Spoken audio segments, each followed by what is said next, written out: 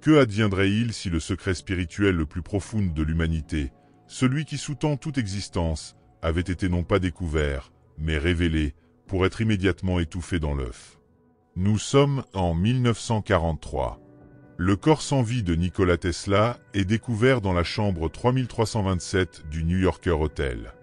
La version officielle attribue son trépas à une crise cardiaque. Mais l'individu qui pénétra le premier dans ce sanctuaire privé comprit à l'instant même que ce qui avait été interrompu en ces lieux transcendait la simple défaillance d'un organe physique. Il s'agissait d'une émission, un flux de connaissances pures brutalement coupé. Dans les minutes qui suivirent, des agents gouvernementaux investissent les lieux et confisquent la totalité des effets, carnets, épures techniques, machines prototypes, journaux intimes. Pourtant, parmi ces artefacts, un item unique fut omis de tout rapport officiel. Un grimoire relié de cuir, frappé d'un symbole géométrique doré, aux pages irradiant d'une lueur violette au cœur même des ténèbres. Son contenu ne se limitait point à de simples équations.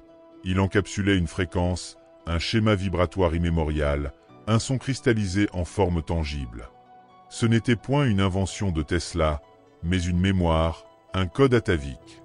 L'encre elle-même défiait les lois connues, réagissant à la présence consciente par d'imperceptibles modifications. Plus troublant encore, une partie des symboles inscrits correspondait parfaitement à ceux gravés dans les temples de l'Atlantide, tels que décrits dans les tablettes d'émeraude de Thoth. Cette fréquence ne fut pas créée, elle fut canalisée, et Tesla en connaissait l'origine cosmique. Thoth, le dieu scribe, maître des initiés de l'Égypte antique, faisait référence à une parole primordiale, un verbe sustentant l'entière création. Un son inaudible pour l'oreille charnelle, mais vibrant dans le cœur de ceux qui sont éveillés. Tesla n'enregistra pas ce son. Il le transposa dans la physicalité de ce carnet, le transformant en un portail vibratoire scellé, en attente de la conscience qui saurait en activer la clé. À présent, vous êtes sur le point de découvrir pourquoi cette fréquence fut occultée durant des millénaires et comment elle s'apprête à reconfigurer la structure même de notre réalité. La vibration est la racine de toute manifestation. Celui qui maîtrise la vibration maîtrise la forme elle-même. Si cette révélation sur Tesla et Thoth résonne déjà avec une partie de vous qui sait que la réalité est bien plus vaste que ce que l'on nous montre, alors faites-le moi savoir tout de suite avec un pouce bleu. Ce pouce n'est pas une simple approbation. C'est un signal. C'est notre façon silencieuse de nous serrer la main dans l'invisible, de dire « je suis là, je ressens la même chose, je fais partie de ceux qui cherchent à se souvenir ». Pour ceux qui sentent que cette exploration mérite d'aller plus loin, d'être soutenus pour que nous puissions continuer à creuser et à vous offrir du contenu qui éveille, envisagez de vous abonner au canal. C'est le soutien qui permet à cette fréquence de continuer à vibrer. Colorado Springs, fin du 19e siècle. Tesla traversait seul le champ aride, électrisé par le ciel clair des montagnes. Pas de poteaux, pas de bruit de la ville, pas de voisins indiscrets. Il avait choisi cet endroit car il savait que le son serait pur, libre des interférences de la civilisation. C'est ici qu'il allait construire sa station expérimentale la plus audacieuse. Une tour, des antennes, des bobines, des fils enfouis profondément dans le sol. Mais ce qu'il recherchait n'était pas l'électricité, c'était l'écoute. Par une des nuits les plus calmes de cet hiver-là, Tesla connecta le récepteur expérimental directement au sol. Alors qu'il ajustait les fréquences, quelque chose de totalement inattendu se produisit. Ce n'étaient pas des bruits ordinaires. Il entendit des pulsations, des battements réguliers, comme un cœur qui battait sous ses pieds. Puis une séquence de rythmes alternés, une respiration profonde suivie de pauses, puis un écho. Tesla, stupéfait, ajusta les circuits. Ce son ne provenait ni de machines ni de signaux extérieurs, il venait de l'intérieur de la Terre, mais pas comme un tremblement de terre ou un phénomène géologique, il était articulé, presque vivant. Dans la tradition hermétique, la Terre n'est pas considérée comme une matière inerte, mais comme une intelligence pulsante, l'anima mundi, une conscience planétaire capable de ressentir, de s'exprimer et même de communiquer avec les êtres qui entrent en résonance avec elle. Cette sagesse se trouve dans le Corpus Hermeticum, qui stipule que celui qui écoute les murmures de la Terre peut entendre les secrets du cosmos. Thoth définissait cette écoute profonde non pas avec des oreilles externes, mais avec un cœur en harmonie, une sorte d'audition vibratoire qui précède tout langage. Les initiés l'appelaient le son avant le son, la vibration primordiale qui créa tout ce qui existe. Cette nuit-là, Tesla entendit ce son pour la première fois. Il n'écoutait pas simplement un son, il captait la signature sonore d'un être vivant, la planète elle-même. Et avec cette prise de conscience, une nouvelle compréhension s'imposa à lui. Si la Terre était vivante, alors il était possible de communiquer avec elle, ou plutôt d'entrer en résonance avec elle, de se synchroniser avec ses battements de cœur. Le monde n'était plus une scène mécanique, c'était un organisme cosmique qui pulsait sous ses pieds. Et c'est précisément à ce moment-là que quelque chose d'encore plus inexplicable se produisit. En augmentant la sensibilité du récepteur, Tesla remarqua que le son commençait à se réorganiser en motifs. Les signaux semblaient répondre à ses intentions émotionnelles. Lorsqu'il était pleinement attentif, les sons devenaient harmonieux. Lorsqu'il était distrait, ils s'estompaient, comme si une sorte de communication vibratoire non linéaire se mettait en place. C'est alors qu'il en eut la certitude. Quelque chose ou quelqu'un essayait de se faire entendre à travers cette vibration, non pas par des mots, mais par la fréquence. Et cette fréquence portait un poids tel qu'il n'en avait jamais étudié. C'était comme si une part oubliée de la réalité se révélait, comme si la Terre chantait un code secret scellé depuis des siècles. Et maintenant, elle remontait à la surface pour être entendue. Mais ce que Tesla entendit cette nuit-là n'était pas un simple son. C'était le premier signe de la fréquence interdite que Tho avait tenté de protéger pendant des millénaires. Et que se passerait-il si cette fréquence était à nouveau activée? La réalité est un instrument de musique. Cette vibration détectée par Tesla à Colorado Springs résonna en lui pendant des semaines. Ce n'était pas seulement un son, c'était un langage, non pas fait de mots, mais de motifs. C'était comme si la réalité elle-même essayait de communiquer, et à partir de ce moment, il commença à soupçonner quelque chose qui allait à l'encontre de toute la science classique de l'époque. La matière n'est pas fixe, elle n'est pas solide, elle n'est pas statique. Le monde, aussi immobile qu'il puisse paraître, est fait de mouvements, de pures vibrations, et chaque particule danse selon une fréquence spécifique. Tesla s'immergea alors dans un nouveau champ d'expérience. Il commença à tester comment les objets, les métaux, les plantes et même le corps humain réagissaient à différentes fréquences, et ce qu'il découvrit transforma à jamais sa vision du monde.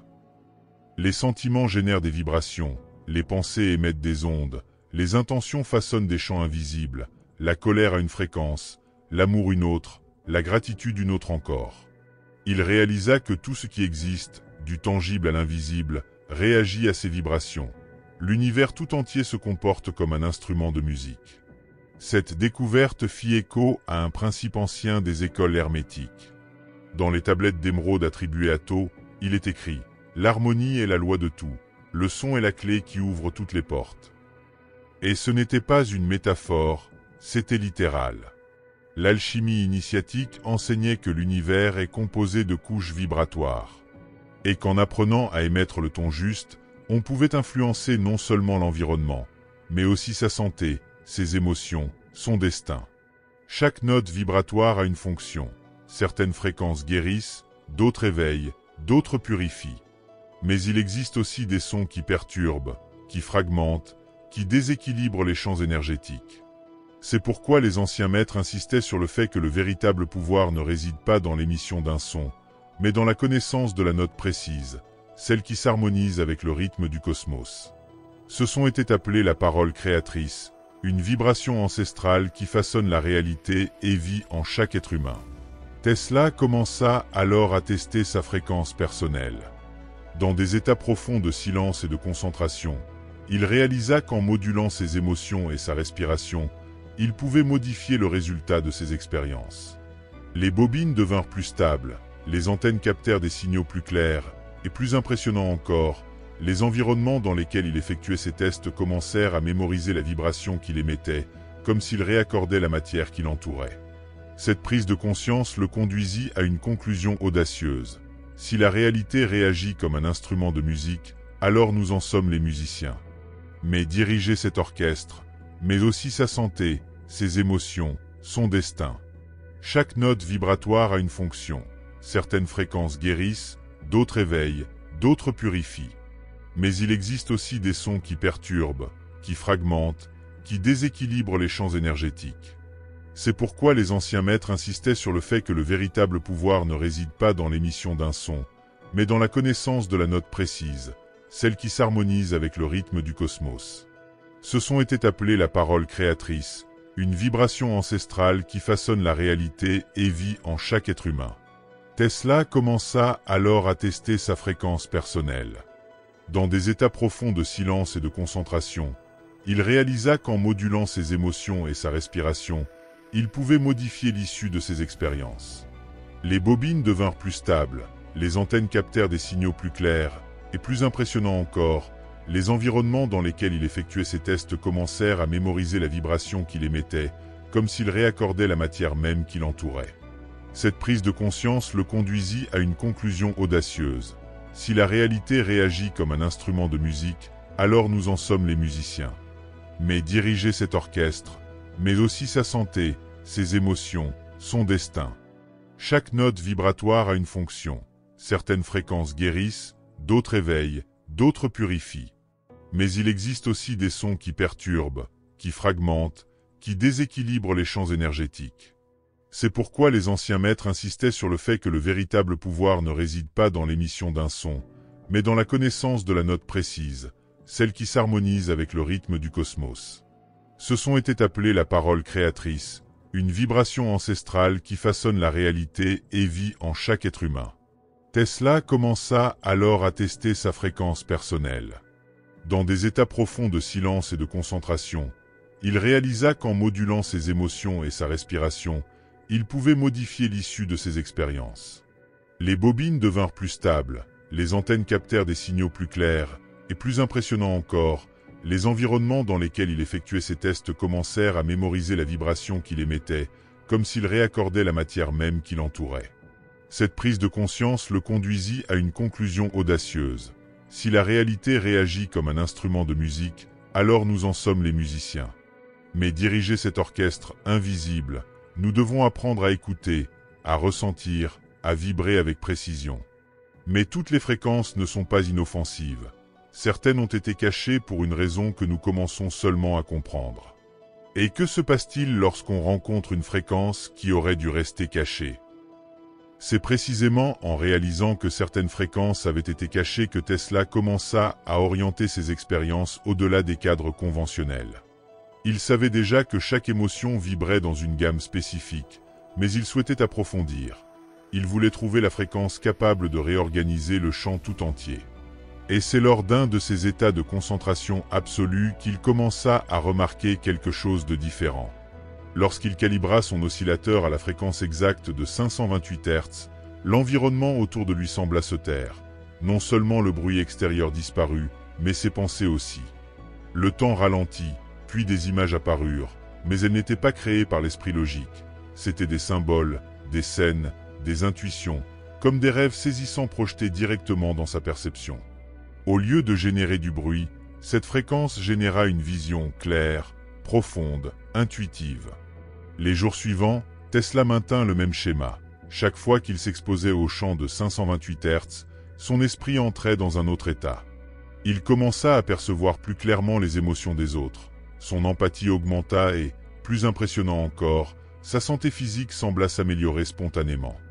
Il dormit moins, se concentra plus facilement et remarqua une harmonie invisible reliant tout ce qui l'entourait. C'était comme si chaque cellule de son corps se souvenait de quelque chose qu'elle avait oublié. Les anciens alchimistes appelaient cette fréquence le son d'or.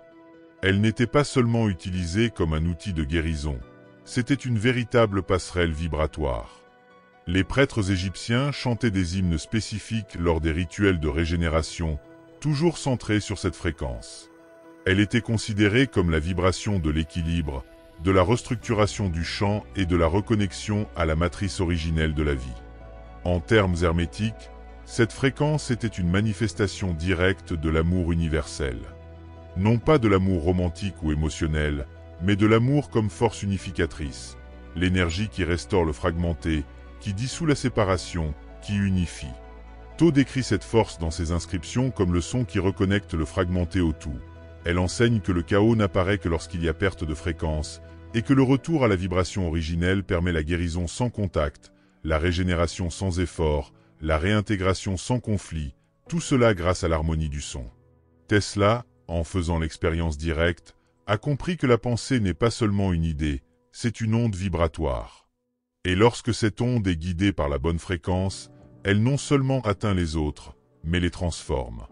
La fréquence de 528 Hz n'était pas seulement une expérience sensorielle, c'était un alignement, une sorte de réunion avec une partie oubliée de la conscience. Mais quelque chose était étrange. Aussi puissante soit-elle, la fréquence de 528 Hz semblait incomplète, comme une étape, un fragment d'un son plus profond. Oui, elle générait l'harmonie, oui, elle guérissait, mais elle ne modifiait pas les structures profondes de la réalité. Tesla sentait qu'il y avait quelque chose au-delà, quelque chose de plus ancien, de plus dangereux, et donc caché.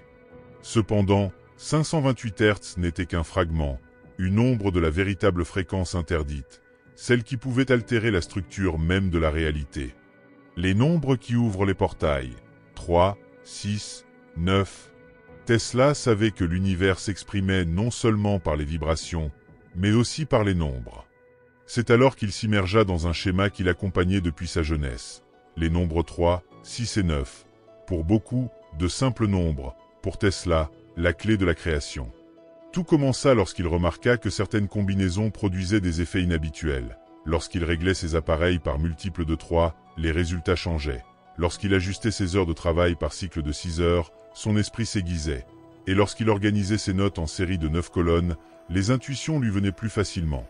Ce n'était pas de la superstition, c'était le chant qui répondait. Mais pourquoi ces nombres?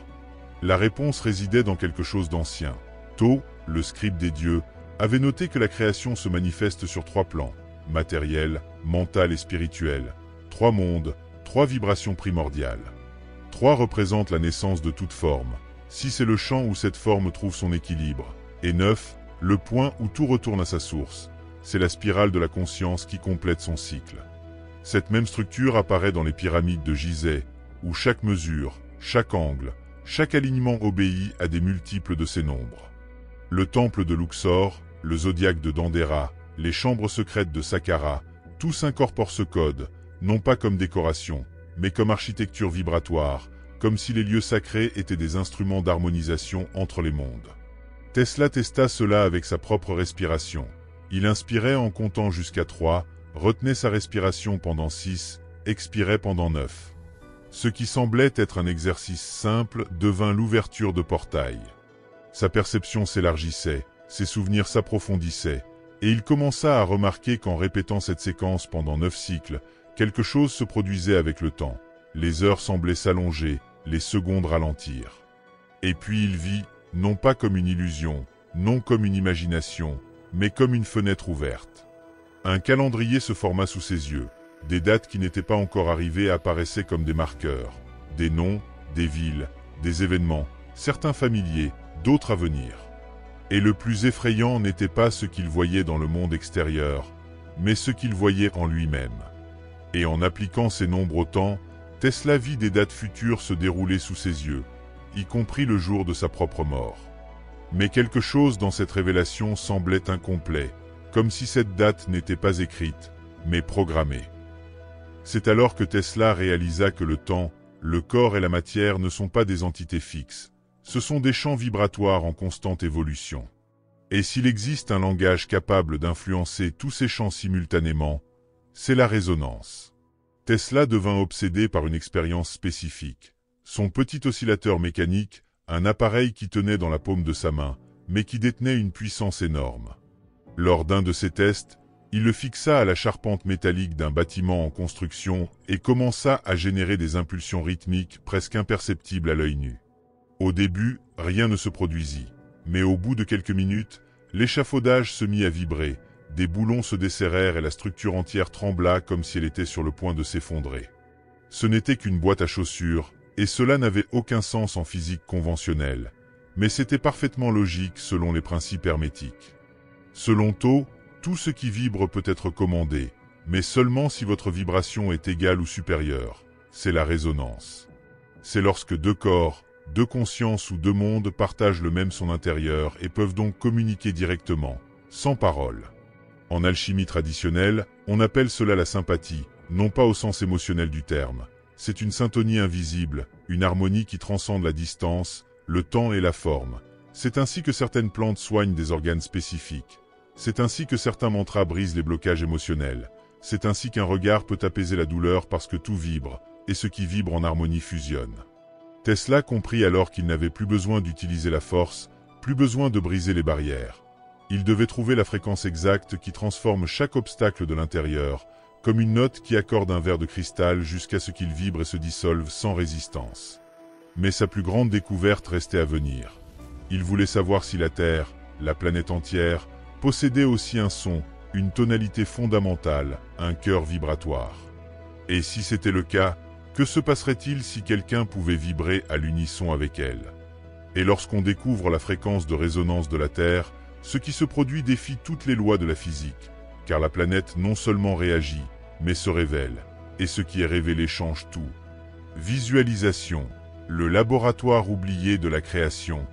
La planète ne se contente pas de répondre, elle révèle. Et que révèle-t-elle? Elle réveille quelque chose en Tesla lui-même. Lors de ses expériences à haute tension, il décide de faire l'impensable. Il pénètre délibérément dans un champ chargé de millions de volts. N'importe quel autre humain aurait été vaporisé, mais Tesla, entouré de son propre champ harmonique, en ressort indemne. Ce n'est pas un miracle, c'est une résonance. Son corps ne résiste pas à l'énergie, il s'y accorde. Le courant ne le traverse pas comme il le ferait à travers un conducteur ordinaire. Il pulse en lui comme s'il était absorbé par une structure qui savait exactement quoi faire de cette charge. Et à cet instant, il comprend quelque chose qui dépasse la science. Le corps humain est une antenne. Mais pas seulement cela, c'est un émetteur conscient. Tesla commence à mesurer les variations électromagnétiques autour du corps à mesure que différentes émotions surgissent. La colère génère un champ instable et fragmenté. La peur réduit sa portée. L'amour élargit le rayon et stabilise la vibration. C'était comme si le champ émotionnel sculptait l'espace autour de la personne en temps réel. Les anciens le savaient déjà. Dans la tradition hermétique, le corps est le temple vivant de la lumière. Tho enseigne que chaque cellule porte un fragment de la lumière originelle et que le champ électromagnétique du corps est le reflet de l'âme en action. Les initiés amantis ont appris à façonner ce champ par le son, la visualisation et le silence vibratoire. Ils ne priaient pas quelque chose d'extérieur, ils chantaient pour éveiller ce qui était en eux. L'alchimie appelle cette structure le véhicule solaire, non pas un corps physique, mais un corps vibratoire, un double énergétique capable de voyager, de communiquer, de transformer et de guérir. Tesla réalise que l'aura, autrefois considérée comme ésotérique, est en réalité une technologie vivante, et qu'en alignant ce champ avec la résonance de la Terre, la perception s'élargit. Et c'est précisément dans cet état d'expansion qu'il capture quelque chose qu'aucune machine n'a jamais pu enregistrer, la mémoire énergétique de la planète, pas seulement des données ou des images, mais des émotions stockées dans le champ terrestre, douleur, joie, peur, sagesse, toutes vibrant comme des couches invisibles. Et en s'accordant plus profondément, il réalise que la Terre se souvient, et qu'une partie de ce dont elle se souvient le concerne. Mais en fusionnant son champ avec celui de la Terre, Tesla accède à quelque chose qu'aucune machine n'a jamais pu capturer, la mémoire énergétique de la planète. Et ce qu'il y voit n'est pas le passé, c'est une instruction. Cette instruction n'arrive ni sous forme vocale ni textuelle, mais comme une image vivante, comme si la planète projetait un plan directement dans l'esprit de Tesla, une structure non seulement physique, mais symbolique, énergétique, universelle, une tour. Au début, il ne la comprend pas, mais plus il l'observe, plus elle se révèle. Non pas comme un bâtiment ordinaire, mais comme un catalyseur, un pont entre les fréquences, une colonne capable de transmettre l'énergie sans fil, sans perte, sans limite.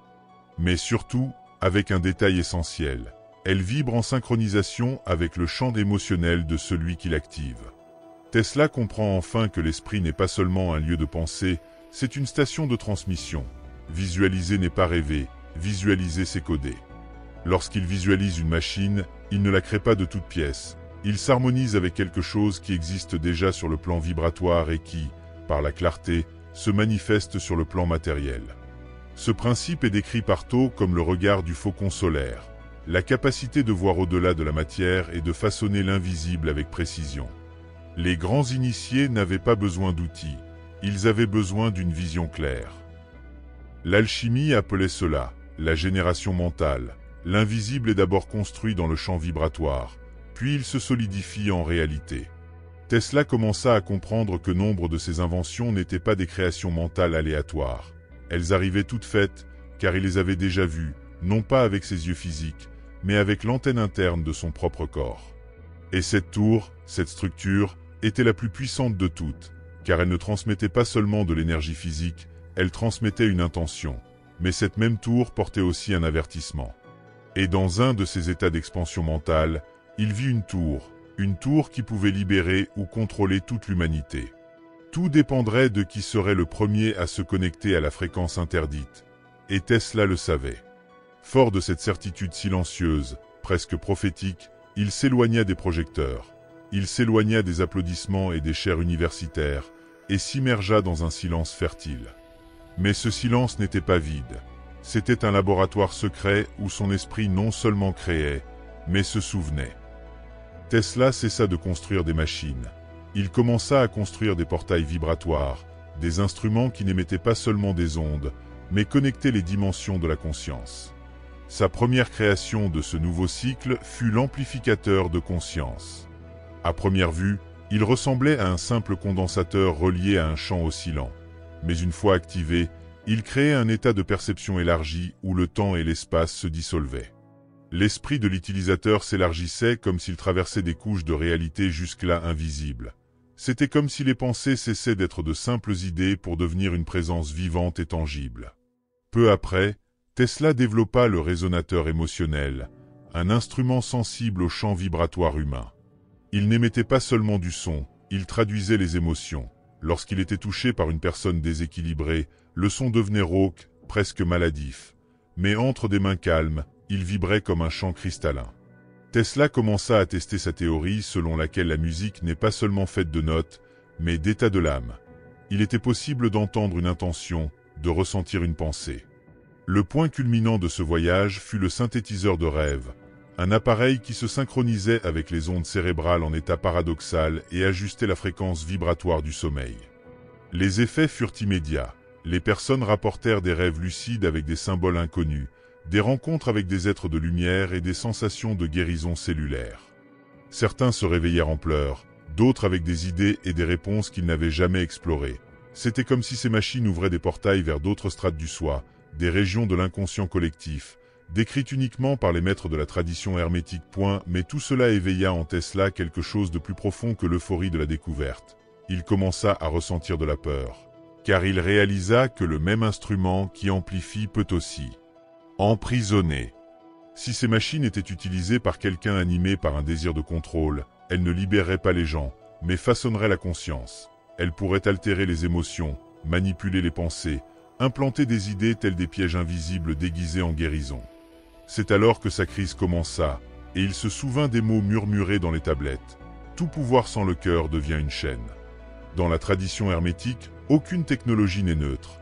Chaque création porte l'intention vibratoire de celui qui l'active. Même la lumière, utilisée avec arrogance, peut aveugler. Tesla comprit que ses inventions touchaient au même champ sacré que les rituels de lumière pratiqués dans les temples de l'Atlantide, où seuls les cœurs purs pouvaient utiliser les sons primordiaux sans être consumés par eux. Il comprit qu'il ne s'agissait pas seulement de science, mais d'un héritage spirituel. Il prit alors la décision la plus importante de sa vie. Il dissimula son plus grand projet, non pas dans des coffres-forts ou des serrures, mais dans des codes vibratoires, des couches de fréquences accessibles uniquement à ceux qui avaient atteint le même état de conscience que lui, car cette technologie ne pouvait être déchiffrée par la logique, mais seulement par la vibration. Et c'est alors que le véritable secret apparut, car ce qu'il découvrit n'était pas une machine, c'était un souvenir, une note primordiale, quelque chose qui avait toujours été là, attendant d'être redécouvert. En rassemblant toutes ces expériences avec les champs électromagnétiques, ces tests avec la fréquence de l'amour, les schémas 3, 6 et 9, ces états profonds de visualisation et ces mécanismes mentaux, une vérité unique a émergé. Tout émanait d'un point commun, une note silencieuse mais absolument réelle, une vibration silencieuse, inaudible à l'oreille, mais qui faisait vibrer le cœur, une présence subtile qui ne venait pas de l'extérieur, mais de l'intérieur. Tesla comprit alors ce que Tho avait toujours cherché à protéger. Il existe un mot, une vibration source, le son racine qui non seulement crée l'univers, mais le soutient. Il est le fondement de toute réalité, présent dans chaque atome, dans chaque particule de lumière, dans chaque cellule du corps. Mais il ne peut être perçu que lorsqu'il y a un alignement total entre la pensée, le sentiment et la présence. Le corpus hermeticum décrit cette fréquence comme le mot qui met en mouvement la substance. L'alchimie l'appelle le son de la source. Et Tesla comprit que tout ce qu'il avait construit jusque-là n'était qu'une carte, un plan pour revenir à ce qu'il avait déjà vécu dans son propre cœur. Et cette fréquence ne peut être enseignée, elle ne peut être transmise par un autre, elle ne peut être activée que de l'intérieur, car ce n'est pas un son, c'est un état d'être. Et cet état, une fois atteint, réorganise la vie, la santé, le temps, la matière. Elle guérit sans médicaments, enseigne sans parole, transforme sans effort. C'est pourquoi on l'a qualifiée d'interdite, non pas parce qu'elle était dangereuse, mais parce qu'elle exige une maturité vibratoire. Parce que vouloir ne suffit pas, il faut vibrer. Et cette vibration n'apparaît que lorsque l'être tout entier est purifié en cohérence, lorsque l'ego se tait et que le cœur prend les commandes. Elle est imperceptible pour l'inattentif, mais pour ceux qui s'éveillent, elle est comme un coup de tonnerre dans le silence, une révélation qui se passe d'explication, juste à ressentir. Et le plus extraordinaire, c'est que cette fréquence n'appartient ni à Tesla, ni à Tho, elle vous appartient. C'est votre héritage vibratoire. Elle palpite déjà dans votre poitrine à chaque battement de cœur, à chaque respiration, attendant simplement le moment où vous vous souviendrez enfin d'écouter. Si ce voyage au cœur de la fréquence interdite a touché votre âme, alors votre action a du poids. Laissez un pouce bleu pour que YouTube comprenne que ce contenu unique mérite d'exister. Écrivez vibration en commentaire si vous avez senti que cette connaissance réveillait quelque chose de ancien en vous. Et surtout, inscrivez-vous à la chaîne en cliquant sur la cloche. Rejoignez notre cercle. Cette inscription est bien plus qu'un nombre. C'est une étincelle qui m'indique que je ne parle pas dans le vide, mais à une famille d'âmes en éveil. Votre simple geste me donne la force de continuer à chercher et à partager. Merci. Merci pour votre temps, votre curiosité et votre courage. Portez cette fréquence dans votre cœur et que chaque jour vous rappelle le pouvoir immense qui sommeille en vous. À très vite.